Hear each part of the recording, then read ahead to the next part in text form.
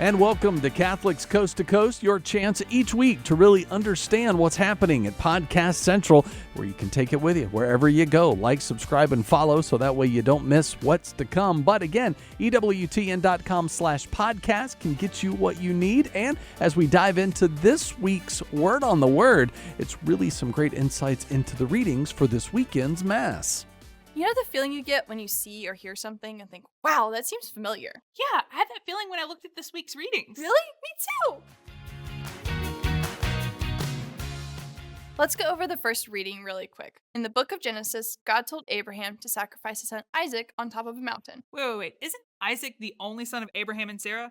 And didn't God promise Abraham countless descendants? So if Isaac dies, then Abraham had a lot of trust in the Lord to carry this one out.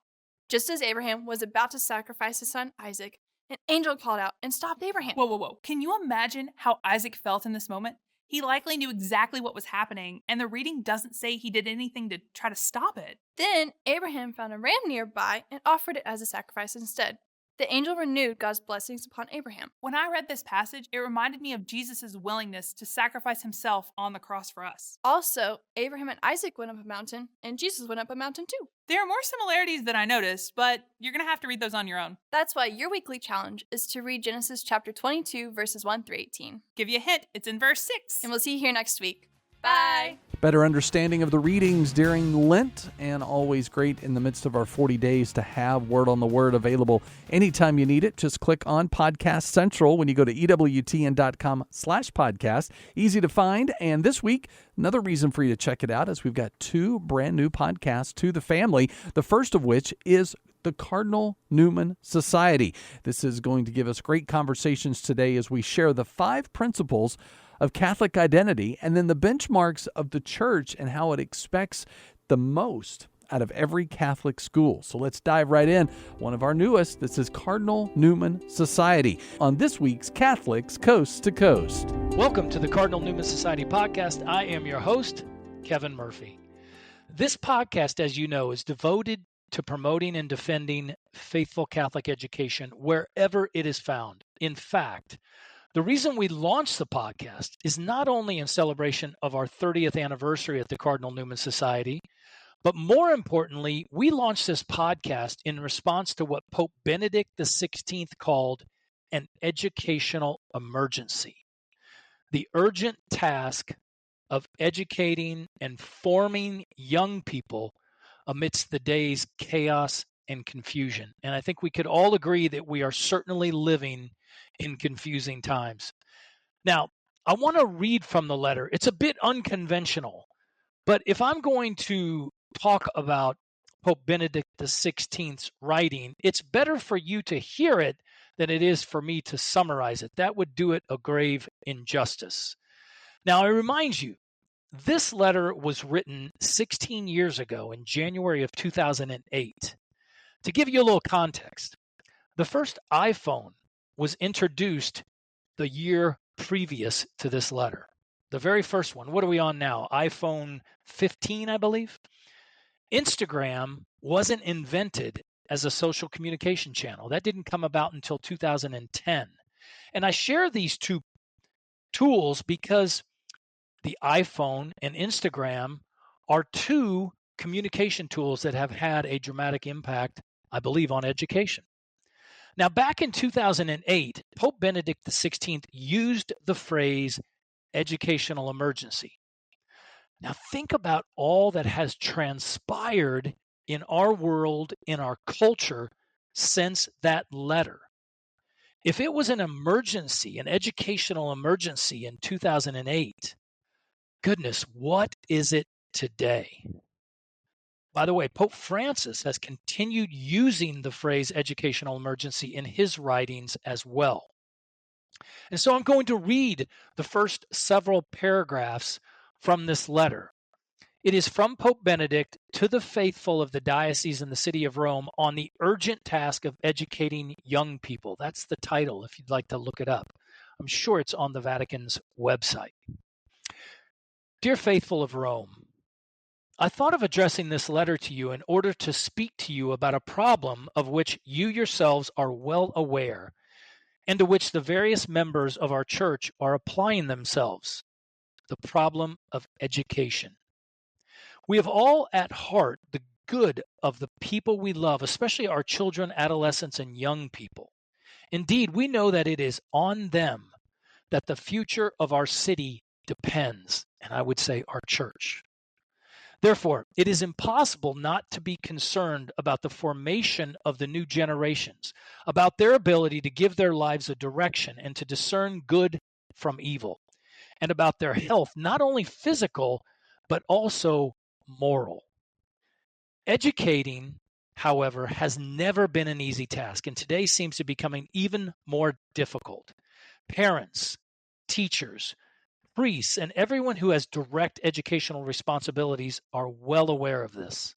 Hence, there is a talk of a great educational emergency, confirmed by the failures we encounter all too often in our efforts to form sound people who can cooperate with others and give their own lives meaning. Thus, it is natural to think of laying the blame on the new generations, as though children born today were different from those in the past. There's also talk of a generation gap, which certainly exists and is making itself felt, but is the effect rather than the cause of the failure to transmit certainties and values. Must we therefore blame today's adults for no longer being able to educate? There is certainly a strong temptation among both parents and teachers, as well as educators in general, to give up, since they run the risk of not even understanding what their role, or rather the mission entrusted to them, is. In fact, it is not only the personal responsibilities of adults or young people, which nonetheless exist and must not be concealed, that are called into question, but also a widespread atmosphere, a mindset, and form of culture which induce one to have doubt about the value of the human person, about the very meaning of truth and good, and ultimately about the goodness of life. I mean, think about that. This was written in 2008. How much more, accented is this type of writing? It's incredible. It then becomes difficult to pass on from one generation to the next something that is valid and certain, rules of conduct, credible objectives around which to build life itself. Dear brothers and sisters of Rome, at this point, I would like to say some very simple words to you. Do not be afraid. In fact, none of these difficulties is insurmountable. There are, as it were, the other side, they are, as it were, the other side of the coin of that great and precious gift, which is our freedom, with the opportunity that rightly goes with it.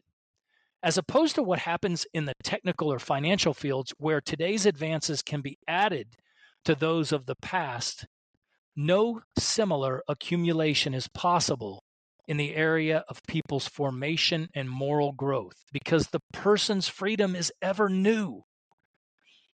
As a result, each person and each generation must make his own decision anew, alone. That is a powerful statement. I want to just read it one more. As a result, each person and each generation must make his own decision anew, alone. Not even the greatest values of the past can simply be inherited. They must be claimed by us and renewed through an often anguishing personal option. And the last paragraph. When the foundations are shaken, however, and essential certainties are lacking, the impelling need for those values once again makes itself felt. Thus today, the request for an education which is truly such is in fact increasing. Parents, anxious and often anguished about the future of their children, are asking for it. A great many teachers going through the sorrowful experience of their schools deteriorating are asking for it. Society overall, seeing doubts cast on the very foundations of coexistence, is asking for it. children and young people themselves who do not want to be left to face life's challenges on their own are also asking for it in their inmost being. Those who believe in Jesus Christ, moreover, have a further and stronger reason for not being afraid. They know, in fact, that God does not abandon us, that his love reaches us wherever we are and just as we are, in our wretchedness and weakness, in order to offer us a new possibility of good. So what is it that parents, often anguished, are looking for? Teachers who experience in a deteriorating schools are asking for it. Society's asking for it. Children are asking for it. What is it? It is faithful Catholic education. Faithful Catholic education is truly on the rise right now. If you go to our website at cardinalnewmansociety.org, that's Cardinal, N-E-W-M-A-N, society.org. There's a press release we shared about the growth of Newman Guide colleges. Now, these are colleges following the church's teaching and not acquiescing to the culture. Many of these colleges are experiencing record enrollment for the very reasons Pope Benedict just shared. In 2023, the Cardinal Newman Society extended Newman Guide recommended status into the K through 12 and graduate school markets. So now a family looking to make sure that their child experiences a seamless, faithful Catholic education can go to the Cardinal Newman Society site and look and see which schools make it in the K through 12, which schools make it in colleges, and which one make it as graduate programs. Which ones make it as graduate programs? That gives you a guide unlike any other guide today. I urge you, demand faithful Catholic education in your school or college. Ask them a very simple question. Are you Newman Guide recommended? Because even the greatest values, as Pope Benedict just said, cannot simply be inherited. They must be claimed through personal action. Please consider joining us in this quest for renewing faithful Catholic education and delivering what parents are asking for, students are asking for, and our society is begging for. Please consider joining us in our renewal of faithful Catholic education. Go to cardinalnewmansociety.org or call us at 703-367-0333.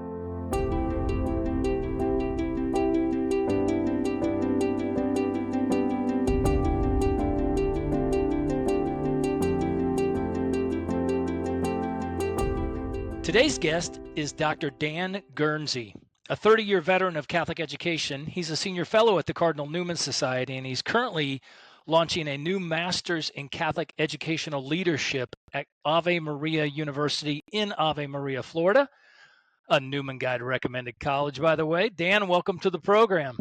Thank you. It's a pleasure to be here. Dan, first of all, when I see somebody with credentials like you, the first thing I want to do is thank them for 30 years of being in Catholic education. So thank you for that. Oh, it's been my pleasure. I also want to back up because a lot of people want to know, how does a person get into Catholic education? And then when they get into it, what is the path that led you to where you are today? So let's start with some simple questions, Dan. Did you grow up in a faithfully Catholic home? I grew up in California in the 70s and 80s in a typical Catholic home in California during that time period. So the answer is no. We did minimal practicing, but we did not have a robust or thoughtful faith life.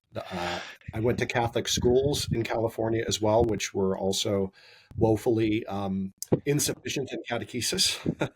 So they did a nice job of teaching the heart, but not too much on teaching the mind or really delving into the faith. So I had to wait to college before I actually encountered the richness of the Catholic faith. And that's when the fire was enkindled.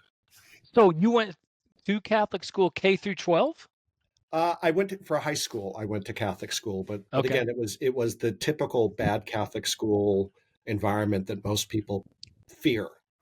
Okay. So I went through the really bad stuff. We never opened a Bible in 4 years. We were taught to hate Pope John Paul II. We were taught all sorts of dignity came in and preached to us in our classes. It was pretty bad. Wow. Now, okay, so you get to college. And where did you go to college? I went to the University of San Francisco. Originally, Okay. I wanted to be a doctor and work with the homeless. And I was in the San Francisco Bay Area. And so I went to the University of San Francisco and just happened to wander into Father Fessio's Great Books program by accident because he claimed he could get me into medical school if I went through his program. So I signed up, and then that's when I was exposed to the glory of the Catholic faith and the beauty of the liberal arts and just how rich life truly is. And when that happened, I mean, what was your experience like? How did you, I mean, because you never had really understood it to that point or really been taught it well. All of a sudden you get exposed to it, and Father Fessio, God bless him for that action, draws you into the program through a promise. I mean, how did that enlightenment occur? I think it can be self-evident like I said, my high school did a good job at training the heart and keeping me open. And then when the truth was presented in its clarity and beauty, it was unavoidable. And so, it didn't take long for me to realize that, wait a minute, I have not been given the whole truth, and I had not been exposed to things I should have been exposed to as a young person. And so that's what inspired me to leave medicine, the study of medicine, and go into the liberal arts. So I actually graduated as a English major, and because I saw the beauty of literature and what it could do to uncover man's experiences and our place in the world. And I saw the richness of the liberal arts. And so I said, the world needs this, Wow. as well as And, doctors. yeah, now, so you graduate and you have this degree, and where do you go? I went to India. That was that part of me that wanted to work with the Of homeless. course, everybody gets a degree and goes to India. So, yeah. So that was the part of me that said, I want to keep working in this capacity. I want to go help people. So that's what led me to India and then the Philippines as well for 2 years as I studied abroad, or not studied abroad, but worked abroad in orphanages and with the poor. And then I came back to the United States, got my master's degree in literature from UC Berkeley and my teaching credential. And then that set me up. Another heavily Catholic institution, UC Berkeley, right? Like I said, I'm at home in the world. So, what was your first job in Catholic education? I taught English and religion in inner city of Richmond, which is near Oakland. So it was kind of at a Catholic school in a very low socioeconomic status school. And so now from that, Dan, give us a little bit about the progression. You're teaching. You decided that with the faith that teaching was something that you wanted to go into, and Yes. you get that job in teaching. And then because I think this is the place that a lot of educators end up, and then they become frustrated. Maybe they have a job that isn't the greatest, and they'll start to do something else. So Yeah, I enjoyed my jobs. I again, as a young man and a newly married man, we had to switch schools and go to Fresno, a Catholic school in Fresno, to follow my wife's job because she had to pay back her scholarship as a nurse to the VA. So that brought us to Fresno. So I enjoyed the work. But then my challenge as a young person was I have a gift for administration as well. And with a growing family, those two things came together. And so I pursued my first graduate degree in school administration. So that got me into then the life of a principal, first in small town Ohio, and then with Tom Monahan's Ave Maria Foundation. okay, so yeah, that's interesting. So you had not met Tom at this point, right? And Correct. you were taking a job. When did that? Give me the sequence for that. Yeah, I started off in a small town in Ohio near where my wife is from, and I was a principal there for several years. And then we had one of those kind of crazy pastors that kind of came of age in the 60s and liked to do strange things. And so eventually when he got assigned to our parish, I was unable to work for him. There was type of stuff like, consecrating tortillas, store-bought tortillas at school masses, wow. and Yeah. the Eastern mysticism and all that stuff. It just didn't work. So I was looking for something else, and then I ran in through my spiritual director from the University of San Francisco, Tom Monahan, and his Catholic Educational Enterprises. So I joined him in 2000 to do whatever he needed done in Catholic education in 30 minutes or less. Wow. And so tell me though, Dan, at what point did you detect this idea of faithful Catholic education versus what you were experiencing in, as you said, with your pastors and things like that, where you're all of a sudden exposed to this kind of more radicalized? And how did you stay the course on faithful Catholic education? Well, I knew the course, and I actually had an opportunity to take a job at a Catholic high school, a Marin Catholic, out in California. At the same time, I was discerning whether to go to or whether I was to go to Ave Maria. And I looked at Marin Catholic, which is an ideal school for me in many ways, but I knew that I didn't have the resources to turn that school around on my own. I was too young. The resources weren't there. I didn't know how to do it. So I went to the route with Tom in the hopes of also simultaneously pursuing a doctorate in leadership, educational leadership and education, so that I could help develop the resources that might be needed to assist in the turnaround of schools. So that is where I went that route, is to develop my own tools so that I could fulfill that need. And over the years, while I was doing that, I came across with other groups, and other groups started and began networking with them through the Ave Maria Foundations, groups like NAPSIS, eventually the more recent Institute for Catholic Liberal Education, and the Sisters of Mary were involved with Ave Maria, Sister Mary, Mother of the Eucharist. So all these networks began forming, the resources started coming together. And then when Ave Maria started its developments here in Florida, they wanted a school. And then I looked into, or was somebody recommended me looking into doing classical education. So I got into classical education and founded Ave Maria's classical K-12 school. Which is called? The Donahue Academy. There you go. So right here in Ave Maria. And so you've been down at Ave Maria, Florida for how long now? Since 2004. Okay. Oh, quite a while. Yeah, 19 going up. It's an absolutely fantastic place to live. Yeah, 19 years, average temperature 84 degrees, so that's always nice year round. I love it. So Dan, tell me this, because one of the things that I think, as I said, for support to those Catholic educators who find themselves in a similar predicament that you are in, and that is that you're finding yourselves being very much drawn to faithful Catholic education, and then you're running into these obstacles along the way. How do you suggest that somebody deal with that? Because it can be very frustrating that you see a clear vision for how Catholic education can really infiltrate the culture and change the world, but you have all these obstacles in your way.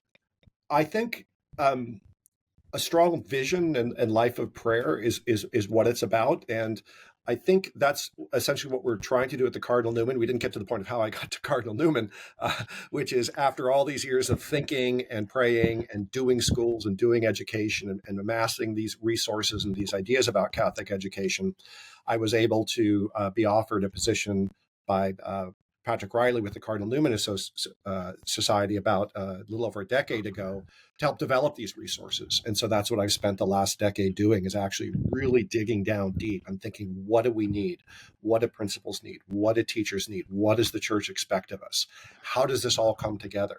So over the last decade with the Cardinal Newman, we've been thinking very deeply about this stuff, immersing ourselves in the teaching of the church so that we can then go forward and assist schools. So it's part of that is the answer of how do you get through it? You start with a solid vision, you start with a solid faith life, and then you join networks of support. And so that, again, is one of the things the Cardinal Newman Society is doing, is not just developing the resources, but now also expanding these networks of support, most clearly seen in what we do with our colleges. But now we're moving into the K-12 level as well. Yeah, so Dan, you were instrumental coming here, as you said, almost a decade ago, of taking the Cardinal Newman Society and expanding their reach into the K through 12. Now, last year, we did something novel, and that is that we extended our Newman Guide recommendations into the K through 12 market, right? Mm-hmm. So there are these things called the Principles of Catholic Identity and Education that you helped craft. Tell me why these are important for achieving Newman Guide recommended status. Well, they're important for that, but of course, even if a non-Newman school would benefit from these principles, because what they are is when we began our work at Cardinal Newman Society in Catholic education, it was at the time of the Common Core, and so we took an early lead in raising concerns about the Common Core. And then what we quickly came to see was it wasn't enough just to point out where education was insufficient. We had to look towards what is sufficiency. What are we supposed to be doing, not just what are we not supposed to be doing. So under Patrick Riley's direction, a group of us really spent some time digging deep into the church documents and guidance on education and tried to distill down what are the critical elements the church is asking of us. Because again, the idea is that it's not up to the school to determine what the mission of a Catholic school is. It's up to an individual school to determine how they embrace and bring about the mission in their particular context. So the church has a mission for her schools. And actually, some will say that the churches are the mission. They don't have a mission. They're actually the church at work doing its mission.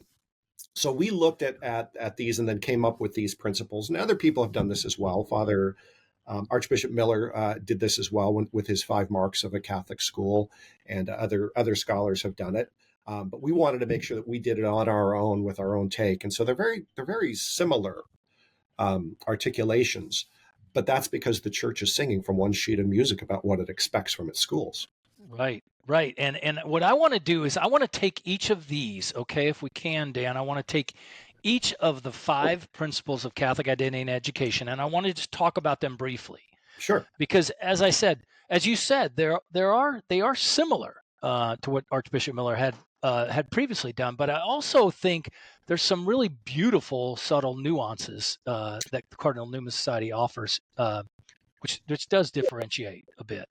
Yes, so I think we benefit from our experience with just all sorts of schools and networking to see how the church's guidance get influshed in the Catholic schools that are doing their best under difficult circumstances. So in general, the 5 ideas are that the schools are inspired by a divine mission. That's the first one, that okay. we're out there evangelizing and bringing about God's kingdom. And that we do this, the second principle has to do with modeling Christian community. And this is one of the things which was really revelatory to us, I think, as we were going through the documents, is how much and how important community matters to the life of a Catholic school and to its mission. And then the third is what is most reasonable to most people, is there's prayer and sacraments present in the school. So there's images and things like that. The fourth is integral formation, which is basically the understanding that the human person is an integral mind, body, soul unit that only comes in one way, only comes together in one united person. And then the last element, the fifth element, is imparting this Catholic worldview, this framework for interpreting reality. So those are in general the 5 things that the schools are supposed to be doing. So Dan, let's break those down, because as I said, there's incredible depth, I think, with each one of these points. And as I mentioned earlier, as we are extending ourselves into the K through 12 arena by building up the reservoir of intellectual tools, if you will, we call them the tools for renewal, that could be offered to anybody at any time. They can take a look at themselves and see where they are. These are critical, these 5 are probably the most critical for somebody moving more towards being Newman Guide recommended. So let's go through it. You said the first one was inspired by divine mission. Now, the one thing I want to make sure we're doing is, for those educators, we're making this translated into their common, vernacular as well. So Yes. help me understand, what does that mean to be inspired by a divine mission? What does that mean? But first to your point about making it understandable to busy educators, that is essentially what we are trying to do. We are working as boundary spanners between the church documents and the intellectual tradition, and the worker in the field who says, "I get it, I'm on board, but get me the bullet points because I've got to go run a fire Right. drill and the toilet's leaking and I've got an upset parent, but just help me." That's exactly, Dan, that's exactly why you're so critical in this thing, because you've been there. When you say that, you probably say that out of jest because you've done it, right? Oh yes, many years, many years. It's a privilege. It's like being a busy parent. You don't have time to necessarily read all the parts of Familiaris Consortio. Right. You might be able to do so on a retreat, but sometimes it's good just to have somebody remind you, "Hey, listen, here's a couple things to focus on." So this first one is actually the most important. So what we're looking at in these principles is, it's not everything Catholic schools do, but it's the particular things that make a Catholic school different from a public school, from a charter school, from a private school, from a Lutheran school. It's what are these particular things that we can point to, that these are the things we need to make sure we do. So obviously this first one is that we have to remember that we're engaged in a divine mission. And what this focuses in is the divine mission. The Great Commission is to go make disciples of all nations, teaching them everything that Christ has commanded us. That's from the end of the Gospel of Matthew. So that's the Great Commission, and this is what the schools do.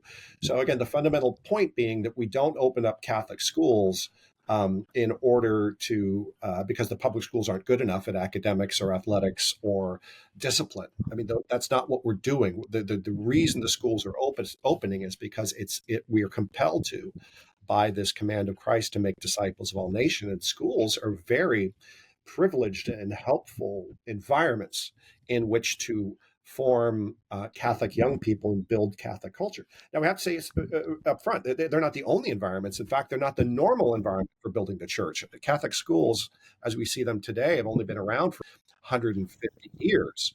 So the vast majority of Catholic evangelization happens through the parish, through the community, through the family. So we're not trying to overcome that with Catholic schools. But in the modern context, with the complexities of modern education, Catholic education is uniquely suited to move into the field of evangelization with this divine commission of making disciples. So what we have to do is we have to make sure that we are educational communities of evangelization. So that evangelization piece is what is missing. It's a central piece that's missing from so much of Catholic education today.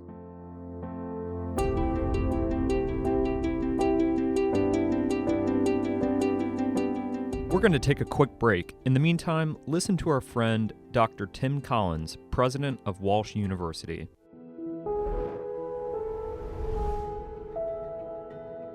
In large measure, what has happened in the domain of higher education is it's turned into a block of wood. They're all the same. And I think what the Cardinal Newman Society recognizes is actually in Catholic higher education, we are a block of Swiss cheese. We might be cut differently, we might emphasize different kinds of things, but essentially we're still cheese. And so maintaining that tradition, being faithful to what's worked. I tell people all the time, during the French Revolution, it was probably a tough time in Catholic education. So far, I don't see Robespierre, I don't see guillotines in the streets at the 4th of July parade. But if we're faithful to what it was established for and how we do it, then I'm quite sure we're going to make it another 934 years. Nothing else has lasted that long. So Walsh University is particularly thankful to Cardinal Newman Society for what you do in helping us to maintain that tradition, that faithful, authentic tradition, as we prepare our students for their careers, for their life, and most importantly, for their life's purpose.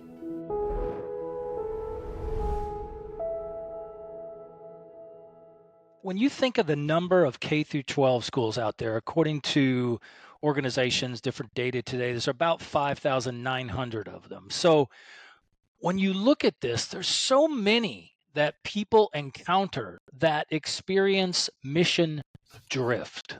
Yeah. And even in Pope Benedict's writings, he sometimes reminds us that people have lost the vision for what their mission is in the first place. Right.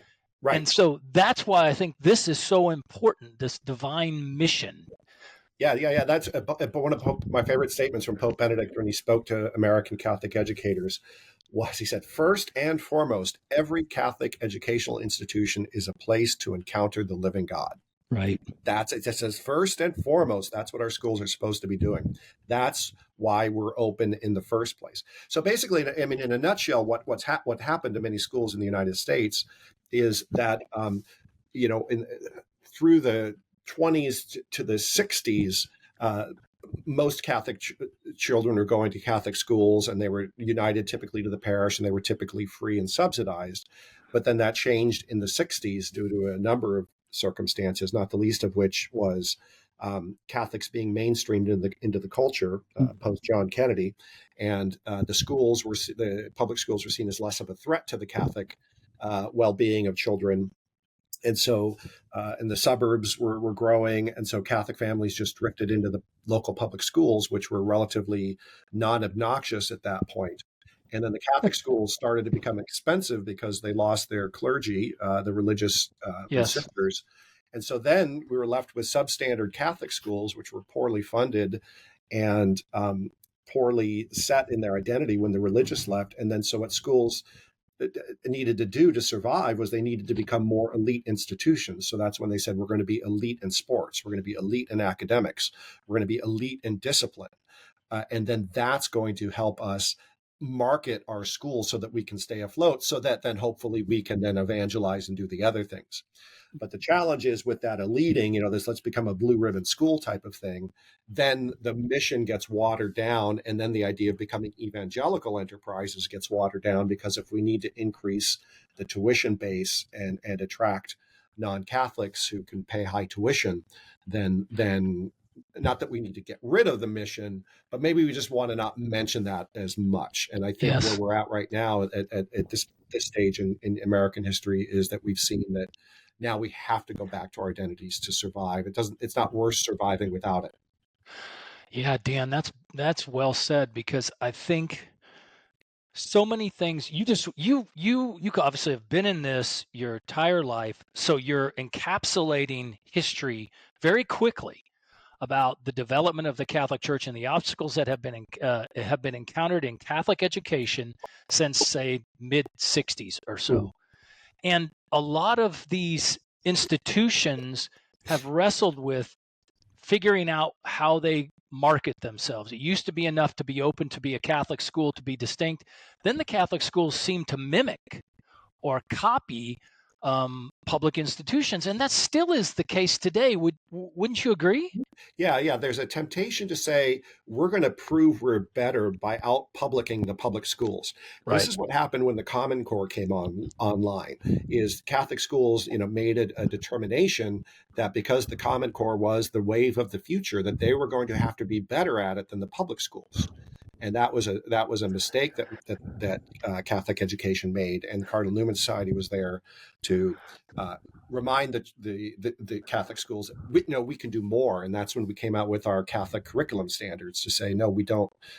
We're not just following public school standards. We do more. There's more that we do, and that our Catholic curriculum standards help point the direction towards that. So, but to your point, we can't the goal here is not to mimic or be better public schools. The goal is to be evangelical educational communities. If we're not doing that, we're not being true to our mission. Whether you're a parent or educator, you can use these principles as a guide and inspiration for evaluating educational efforts in the Catholic schools. That is Cardinal Newman Society, available at Podcast Central when you go to EWTN.com/podcast.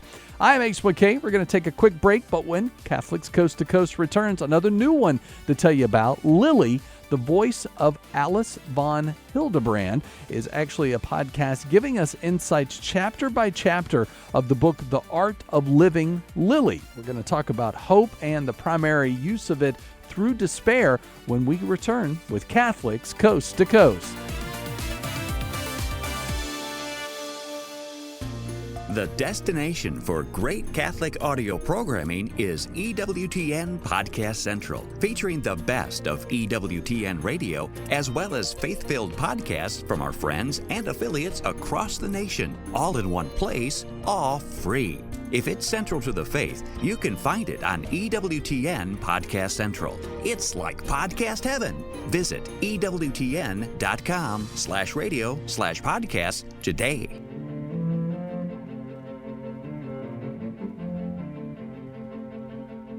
Welcome to Lily, the voice of Alice von Hildebrand. I'm John Henry Crosby, founder and president of the Hildebrand Project.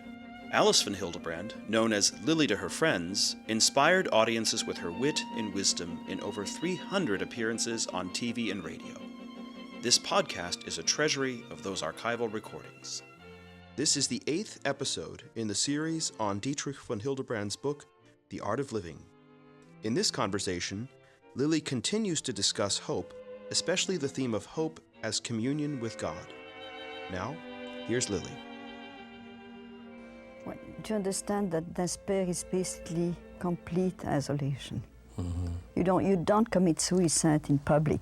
Usually commit suicide, in a little dark corner all by yourself because you feel I'm totally cut off from humanity. Mm-hmm. There's no one who cares for me. Now, man is made for communion. He is made for communion to such an extent that Gabriel Marcel defines a person as someone who is made to be with other people. Now, this is what is totally eliminated in despair. Of course, what is the solution to despair? There's only one solution, and the solution is supernatural. And this is a virtue of hope. And there is no possibility of explaining hope if we eliminate God. Mm-hmm. And this goes too far, so far, that even atheists who sincerely hope in some way assume that God exists. Otherwise, there'd be no sense to hope. Now, in the country in which we live, hope is often confused with phenomena that have nothing to do with it. I've known people who have such an optimistic nature, that they remind me of these little toys that I had when I was a child, little dolls, and this lead in their feet.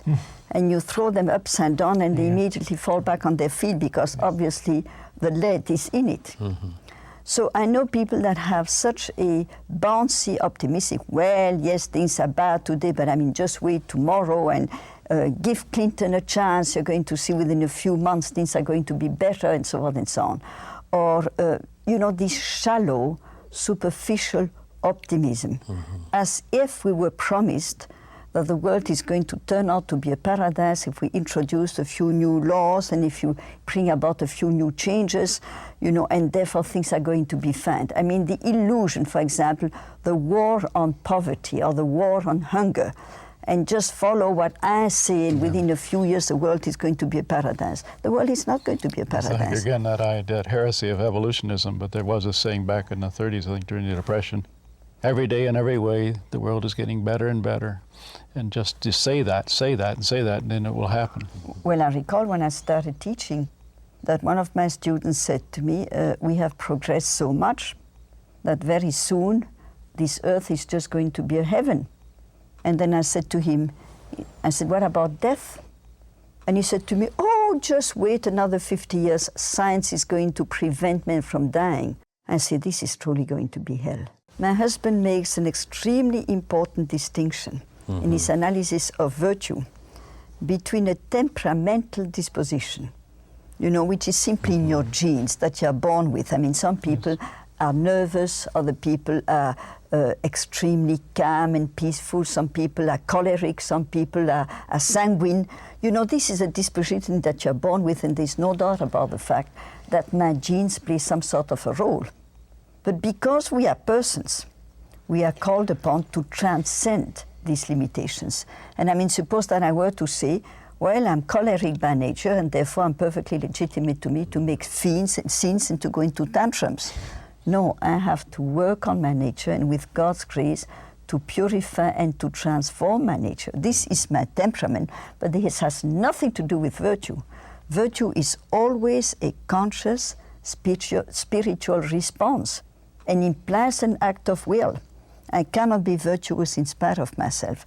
I have to respond to a value and to respond properly with God's grace, strengthening my will.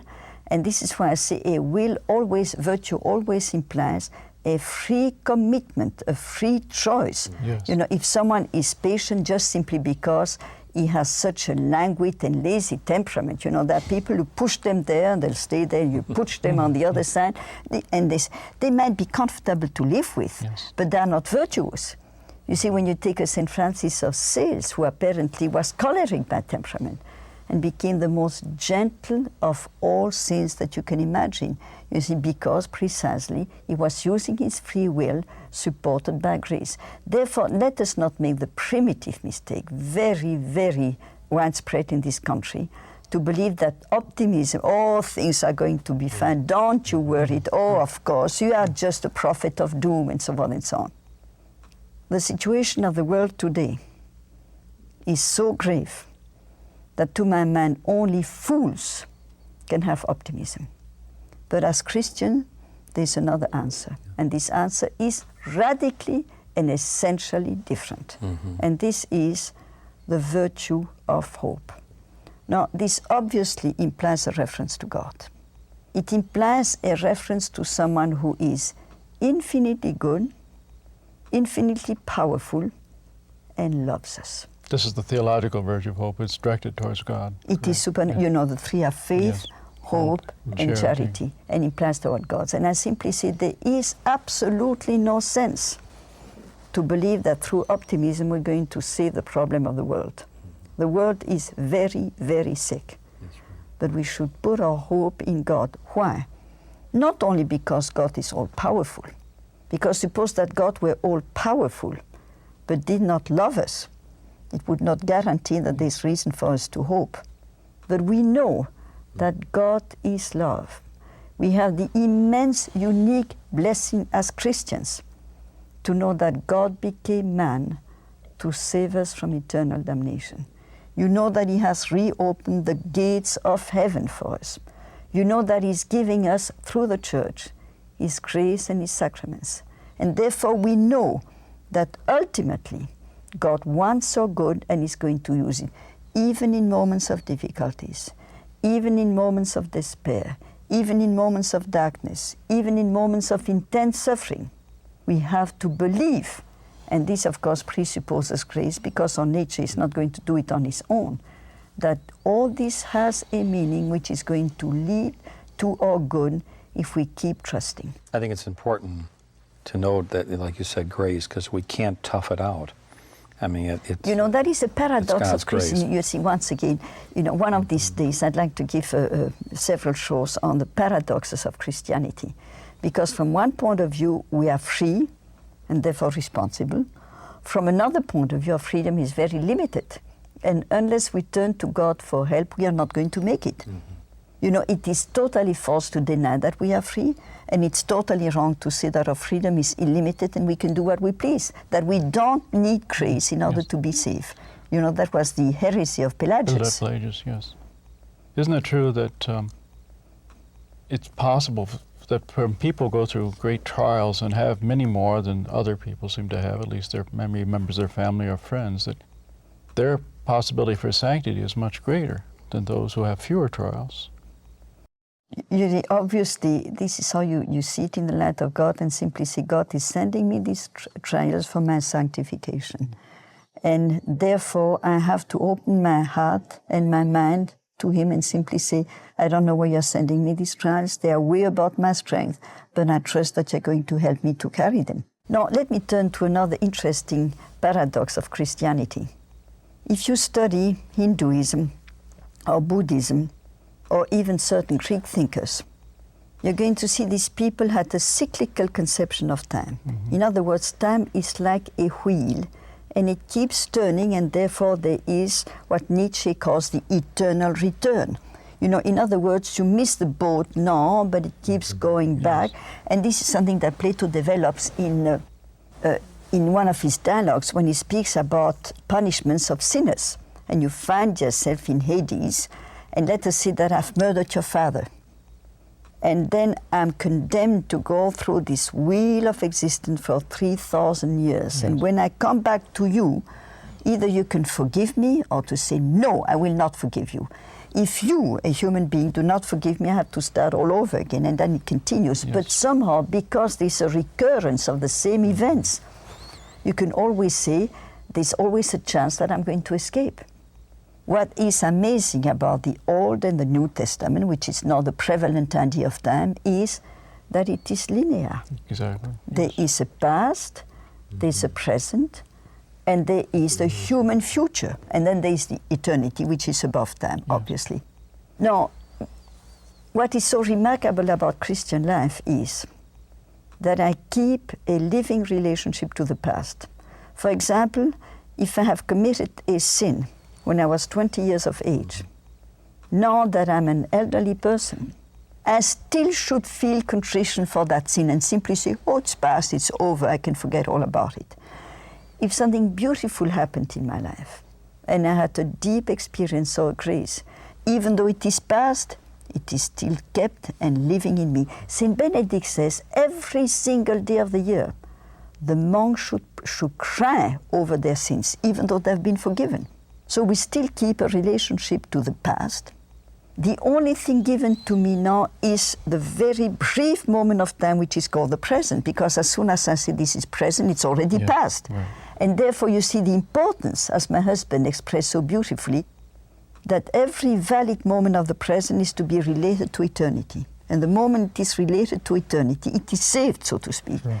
And then the future, with the danger of escaping into the future, but simultaneously, as Christian, I should be concerned about the future because I should, in front of God, plan my future. Now, the danger of this conception, and this is what many people are going to say, the moment you accept the linear conception of time, there's a moment when it is too late. This doesn't exist in cyclical time. It's going to come back. Just wait, it's going to come back.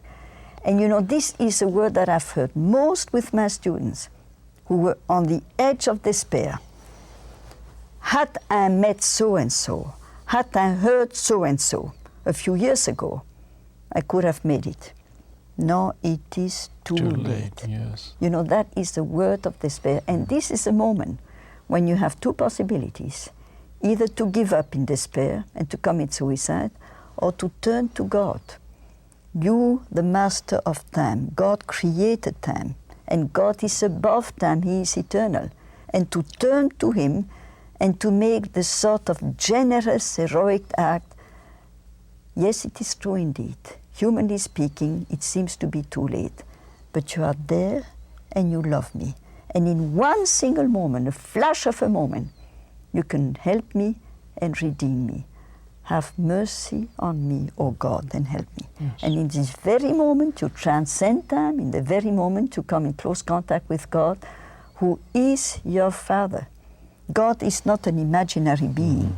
God is a person who is my Father and loves me. Therefore say, well, my God, my Father, save me. You know, and then obviously you abandon despair and you turn to hope. Yes. And hope is always supernatural. Hope is always transcend any human category. And even this is, we've got about 2 minutes left, Doctor, and last chapter here, last part, it says, love makes hope easier. What do you mean by that? Well, because obviously as long as my relationship to God remains purely abstract and intellectual, it's not going to have the same beautiful dynamism. That if I turn to God with an open heart, knowing that He's my Father, and responding to this loving Father with all my heart. Say, I give you my heart. My heart is a sinful heart, my heart is a hard heart, but transform it with your love. And I mean, this is why there's such a deep connection between hope, faith, hope, and charity. Yes. But in heaven, faith and hope will no longer be necessary, but charity will blossom in all beauty. Reflections of hope in the context of communion, particularly communion with God. That is Lily, the voice of Alice von Hildebrand, which you can find available now in Podcast Central at EWTN.com/podcast. And make sure you don't miss out on future episodes or go back and catch up on what you did miss. I'm Ace McKay. That's going to wrap up our time together this week. But remember to always let God define who you are. And I'll see you again on Catholics Coast to Coast.